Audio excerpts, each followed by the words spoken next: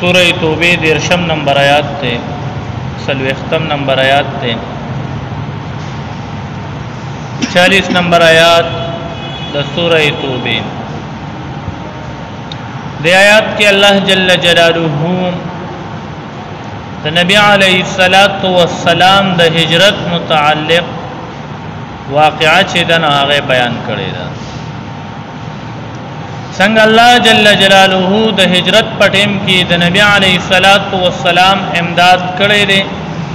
دا ورنګه په دې وخت کې هم الله جل جلاله د نبی علیه الصلاۃ والسلام امداد وکړي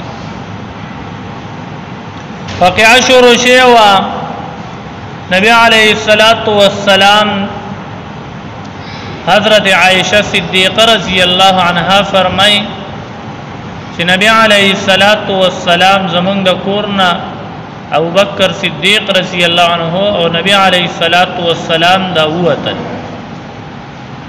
روان دي چې غار د ورسې د غار کې داخل شو غار کې دننه دغه مار هغه واقع امر اغله چې ابو بکر صدیق رضی اللہ عنہ هغه مار وچیچو بیا نبی علیہ الصلوۃ والسلام د ابوبکر صدیق رضی اللہ عنہ غخپه چې دنه هغه دم کړه لیکن د مرګ پټیم کی کتابونه لیکي چې د ابوبکر صدیق رضی اللہ عنہ مرګ چې واقع شو دا غزخر او اثر وبګي د هغه نه د هغه وفات راغله مرګ پټیم کې دا هغه اثر بیا ظاهر شوی نو کله چې دی په غار کې داخل شو کفار چې دین هغه اعلانونه وکړل چې ردی دوانه چا ومندل ادي په سر باندې دومره انعامونه دي خلق غن مکه والا خون نوجوانان ټول چې دین دای خواره کړیو کله چې نبی علیه الصلاۃ والسلام دی غیب شو نو حضرت عائشہ رضی اللہ عنہا مشرف خور د حضرت اسماء بنت ابي بکر او وی فرمایي چې ابو جهل چې دین دا زمون کور ته راغله او نور سردارانو مسر او وی راته وی چې سشو ستاغه والد سه بما وته چې را هغه خو ماته سپته نشته نه دوی مورز د چې ماته دغه سیرم نشته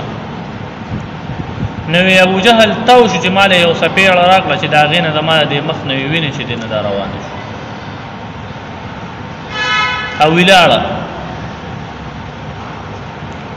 نبی علیہ الصلوۃ والسلام مبارک پغار کې ناشتي نو د دې کافرانو سره یو کس وو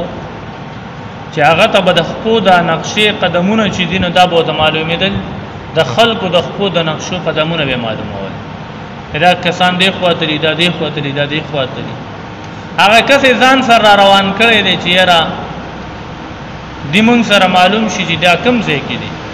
اره روان دي نشو ته ګوري جیره دا قدمونه دلته د اغستی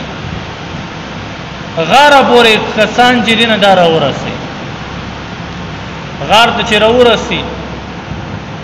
ابو بکر صدیق رضی اللہ عنہ د الله رسول ته وی الله رسول مونږ جوړه گیر شو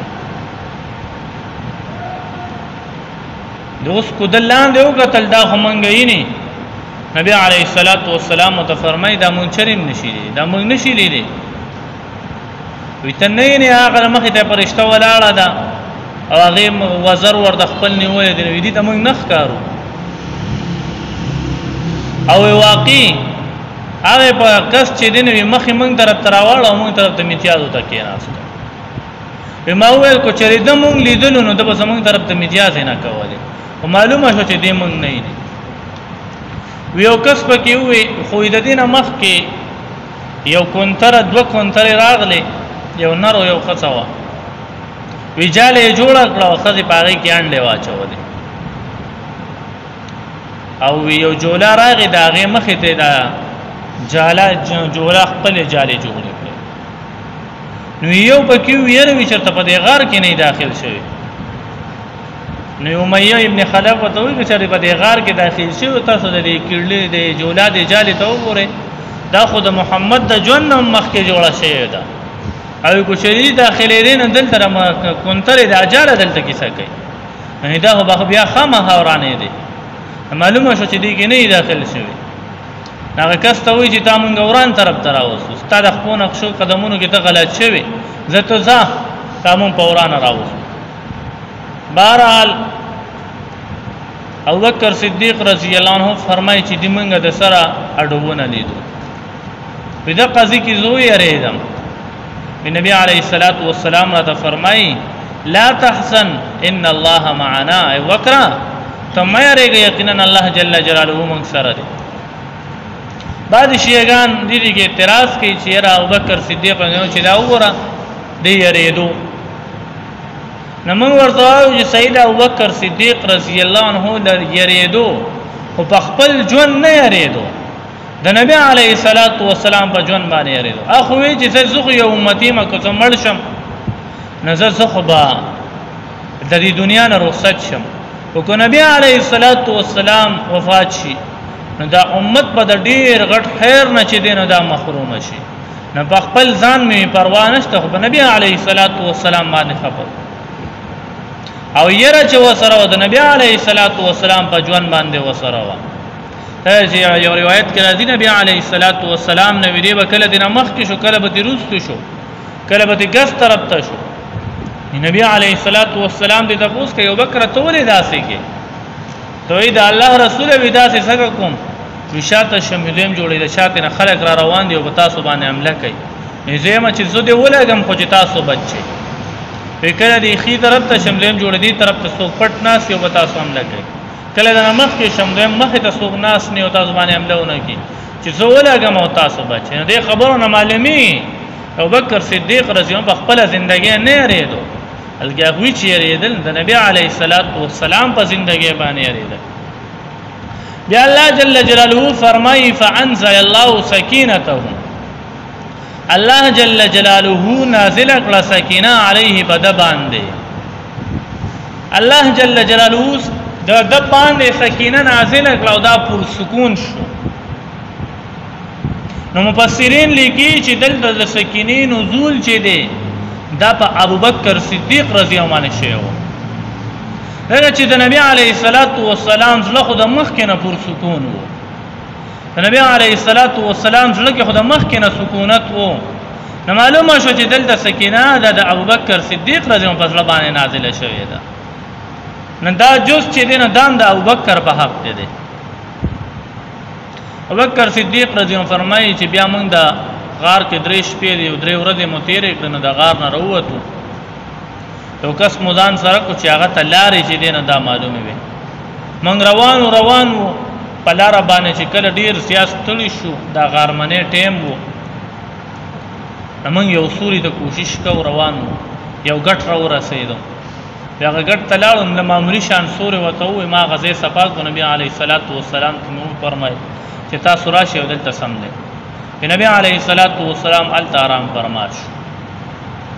ویزو ته ولاله ما سينه چې څوک به عملو کی غیر چا پیر او ته ګرځم را ګرځم په دې انتظار کې مچیر رسول د یو ګډبا راشي چې نبی علیه الصلاۃ والسلام نه داغه نه پیر اواله ویلره نه ګورم چې یاره یو شپون کې را روان دی او ګډي وسره دي چې دا روان دي چې راو رسیدو ما وته چې را تاسو دي چې کې سپېشتا ما ته چې اوشته پکې ما ورته چې مال به تیرانه کې چې تیرول شم نو وی چې بالکل ولا شی دی نو یو لوخه وسرو چې هغه ما خمدار پاک وینځو او په هغه کې می چې لنه پیچ دینو دارول وشه چې را مولانا نبی علیه الصلاۃ والسلام آرام فرماوي دا څه مې نه کول چې داغي خوب می خراب کړو او را پاسه ولې نو تاسو دا په اوسه نو ما چې سبب ودرېګم ورته په څه داغه پورې ولاړو وی په میدان سره لاس کې نیولیو یمای چې دا به مخشي نه په چې دین هغه تم سي اخواله حاصل شوې په دې کې بیا نبی عليه الصلاه والسلام را پاسې په چې دین هغه وسته بیا راته چې د سفر وخت نه راغلی ما ته د الله رسول د سفر وخت دی چې زو وی روان شو روان نو شپې لمن د ام معبد کور ته چې دین دا ورسېدو د ام معبد کور ته چې ورسېدو نو دا هغه خاون چې دنه چيله غونډي استلې وي وی یو چيله چې دنه هغه ولاړه و او دا ام معبد چې دنه د په مهمان نوازۍ کې ډېر زیاته مشهور و دی به د مسافر او مهمان نوازی چې دنو دا به کوله موږ ته نه د خوراک د غو کو وی چې را په دې ټیم کې هما سره هیڅ سم نشته دی دغه یو چې دنو دا ولاړه دا هغه چې دنو دام پې نه کوي نبی علیه الصلاۃ والسلام تو فرمایل کو تاسو اجازه پینې موږ بل دې نه کوي یو روایت کې راځي چې دا چيله وا بل یو روایت کې راځي چې نه دا چيله و دا ناشنا خبره ده لیکن راجح دا و چې دا چيله و او دا شنډه چيله ده نبی علیه الصلاۃ والسلام یې ته اشاره وکړه باغې باندې لاس راکاګو او مې معبد ته وی چې ورشلو خیره وړه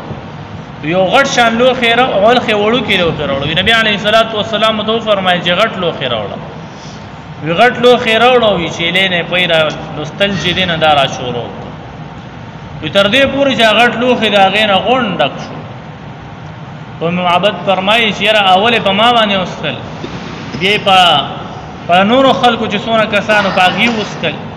نبی علیه الصلاۃ والسلام د ټولو نه په اخر کې بیا نبی علیه السلام وسکل بیا دوباره لګیا شو یا غلوخه دي دوباره بیا ډکو وی خمو کمل دې بیا ډکو شپه تیر کړه لاړو چې سار می خاون راغی ورته چې دا پې د کم نه راغلی دي چې له هغه نه مې چې دا کوم چې ولاړه دا خو شنډه دا خو پې نه کوي بما دې چې دا خو دې چې له پې کړی دي او دا د قرنګي یو خوبصورت سړی راغلی و هغه سره مرګریو او داسې شکل او صورت او خيسته پستی نرمه خبرې به کولې او هغه چې څنګه خبره شروع کړه نو خلک بغونه هغه ته سونه مرګري وسره غون باغه ته متوجي شو داغه خبره به په غور سره اوریدلې چې کله دې د نبی عليه الصلاه والسلام دا غونډه خبره بیان کړې نو ابو معبد دې خاون وته ویجره دا خو جوړه هغه د قریش هغه سره چې ځان ته پیغمبر وي دا بالکل هغه او دا کارنامه صرف داغه کې دي چې دا خدای بل ځان شي کېدی بیا کتابونه لیکي چې دا چيله دا د عمر رضی الله عنه د دوره فور دا بیا ژوند دی وا په 18 هجری کې دا بیا ورکه شوی دا یا مړ شوی دا ولیکن دا 18 هجری پورې د چيله وجود چې دینه دا وو او نبی علیه الصلاۃ والسلام 11 هجری کې وفات شوی نو د نبی علیه الصلاۃ والسلام د ژوند نفس هم دا چیرې چې دنه وته کاله ژوند دی او اقرانګي تابونه دیږي چې د قحط په زمانه کې هیڅ یو ساروي چې دی فای بینه کول سیاد دغه وی چیرې نه چې دی په فای کول بیا به هم داغه پوری دی چې کمی پوری عمر او داغه پوری به خلکو له فای ورکول او دا د نبی علیه الصلاۃ والسلام د هغه وی اشاره او داغه دعا برکت دوم را پیدا کول بیا د ام معبد د کور ندی تشریف وړو په خواله روان شو نو په مکه مکرمه کې یو غیبانه आवाज کیږي یو جنی لګیا دی او आवाज کوي خو چا تخکاری نه دا خلک په دې आवाज پسې منډي وای چې دې سوې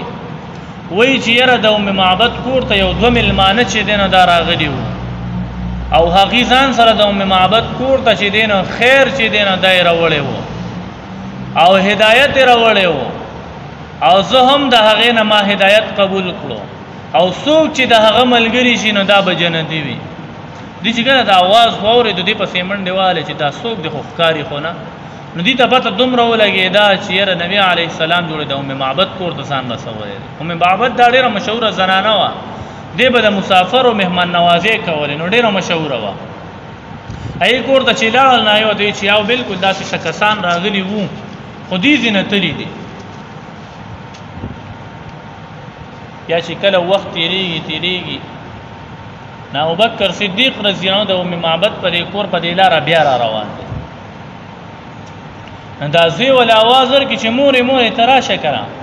دغه بوزرګ سړی سره چې یو ورځ هغه کس راغلی واقعلک بیا را روان دي نو دا مورې په منډه راوځي چې وګوري نو ابوبکر صدیق رضی الله عنه روان پته وی وداره ته وای چې ستاسو سره په هغه شپه باندې چې کم کس راغلی هغه څوک او څه شو چرته دی او ته وی چې هغه د الله پیغمبر دی او په مدینه منوره کې چې دی نه هغه اوسېږي او د عبد الله زید او د عبد المطلب نو سید وی چې ما ولا په منډه باندې پوه وی هغه ورله بوتلو هغه هم په نبی علیه الصلاۃ والسلام باندې بیا ایمان راوړ بیا د دینه مخکې چې نبی علیه الصلاۃ والسلام روان دي تشریف وړي نو سراقه چې دینه دا راوته دا د مکې مکرمه یو لوی بدمعاش دی ان شاء الله دا واقعیا چې دنه دا بیا والله دا عمل الحمد